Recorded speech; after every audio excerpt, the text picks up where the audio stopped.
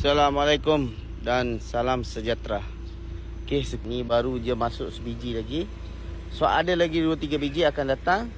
So korang boleh follow saya untuk nak tengok kereta yang saya jual yang murah itulah. Ya. Okey, jom kita review sebiji kereta Proton Saga BLM 1.3 auto tahun 2009. Okey, siap dengan sporim. Condition kereta masih elok lagi, cat semua elok lagi. Okey, ni kereta auto ni interior dalam.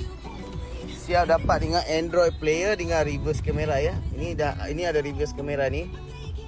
Di design Android player ni pun cantik ni. Okey, ni kereta ni kemas lagi. Condition kereta tak ada masalah. Okey. Kereta wajib tukar nama ya. Ni condition semua elok lagi. Kereta enjin pun tak ada leaking ya. Jalan jauh pun insya-Allah tak ada masalah. Kereta cantik lagi. Mana yang berminat, marilah test drive kereta ni. Okey, apa-apa WhatsApp saya, link di bio.